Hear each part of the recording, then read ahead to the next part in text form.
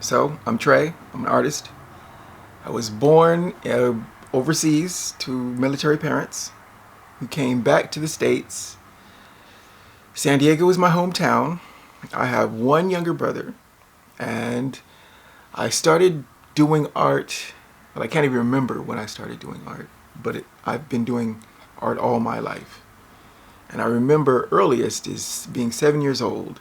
And at 7 years old, all I wanted was to get attention from my mom because she was always working and she was always busy.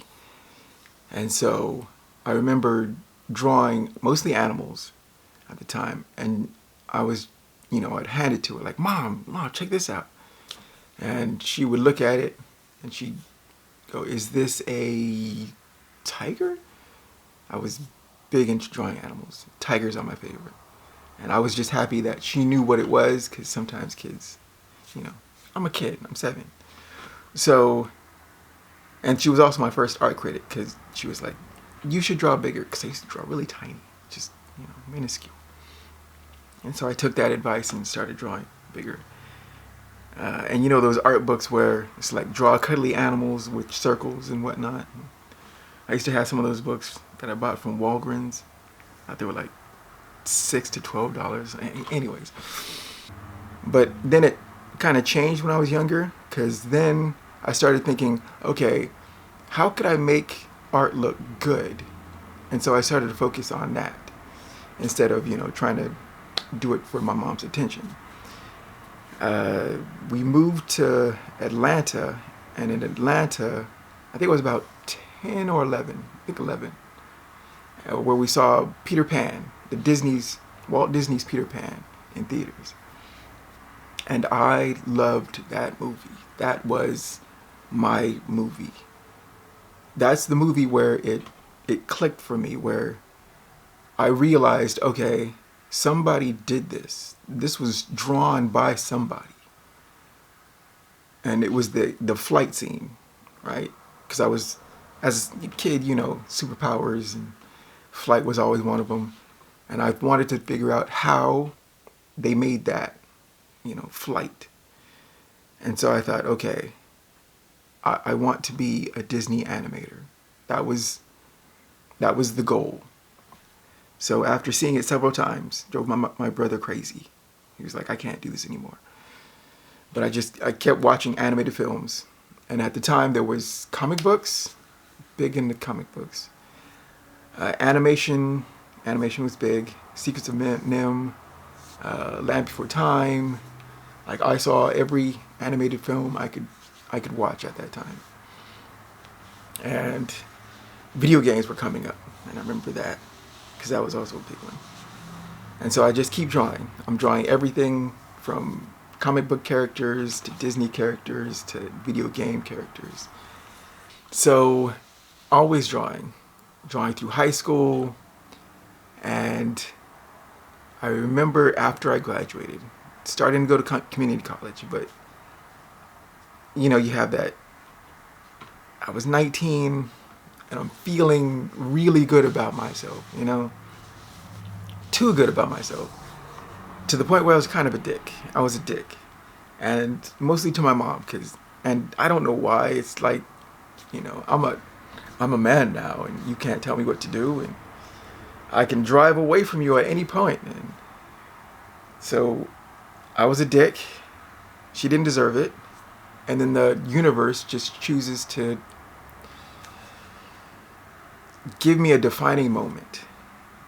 And it was a tough period, but I remember it was from 19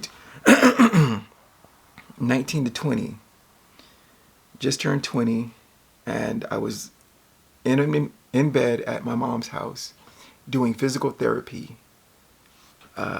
which I would be doing for 6 months, and I'd be on crutches. And I just remember lying there and thinking about the randomness and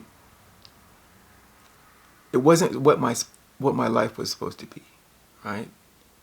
I was supposed to be coming out of my teens into my 20s, at the peak of my game physically, and it wasn't like that.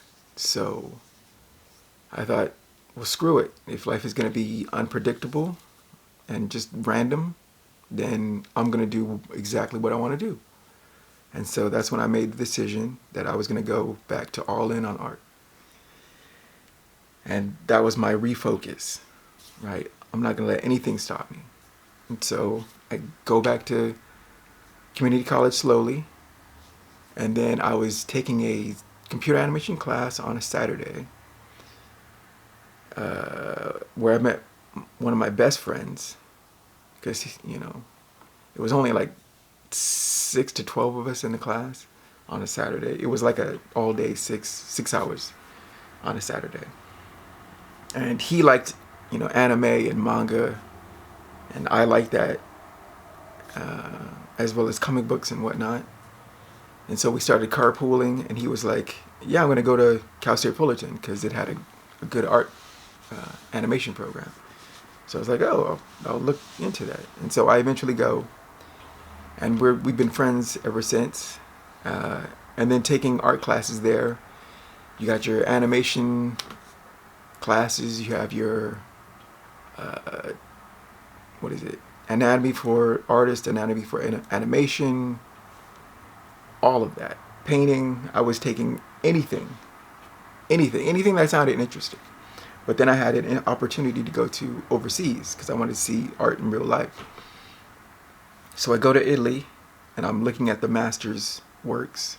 And the Uffizi, I think, is the best museum, I would say, in all of Italy, because you could see art through hundreds of years. So you can see Gothic style Jesus to, hundreds of years of Jesus just, mapped out. And that was really cool. So I come back, and then I had another opportunity to go to Japan. So I go to Japan for a year, and I like, looking at the differences between, Italian art and Japanese art, and it's a lot of, the place that you're at makes a difference in the art making, because in Italy they have a lot of stone because they cut down a lot of trees because they had to burn it for the winter. While in Japan, they use a lot of wood because they have just an overabundance of wood. And, just that concept, I was like, this is awesome. Like, art everywhere around the world is just amazing. And so after that experience, I come back, I graduate college, and then I'm making my, I don't know what you call it, an entry-level portfolio. And I submit that. I think it's pretty good, right? I bust my ass over like 3 months to make this really awesome portfolio. Send it off. I get a email that said I passed the first round of whatever process they have, and I was moving on to the second. But eventually I didn't get past the second round. So I was like kind of bummed about, I was really bummed about that one. But I wasn't going to give up. So I was like, okay, I'm going to start a new 3-month to 6-month portfolio. I was going to redo everything. But then also I had this idea for Willis Henry, which is a comic graphic novel that I had made, and I really, really wanted to do it. And I thought, this is the best chance. I could either do this or I could make the portfolio for Disney, right? 3 to 6 months. And I'm like, oh, jeez. And eventually I decide I'm gonna go, on this crossroads, this way or this way. I'm gonna go make my own business and do Willis Henry, make it as a graphic novel, and see where it goes. Start my own company, essentially. And I remember talking to my mom. I took her out to the Harvest Inn in Glendale, where she was working. And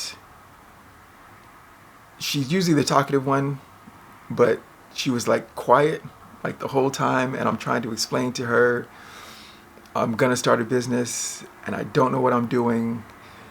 I'm gonna make graphic novels and I'm gonna sell stuff. I'm gonna be an artist. And I remember she was just dead silent. But I just, this is what I had to do. It was my path, right? I had figured out this is, I didn't know all the stuff. And there's a lot of stuff that you gotta learn. But it was the path that I had chose. And so that's what I did. Now that first business failed. It failed horrifically, and that's a story for another time. But that was my second defining moment, and that has, been my charted course in life. And that is my art origin story. So that's been the journey. Yeah. So I hope you enjoyed that or found that at all entertaining. I'll probably elaborate at another point, but that's in the future. So I hope you found at least some of that interesting, and I'll see you in the next video. Take it easy.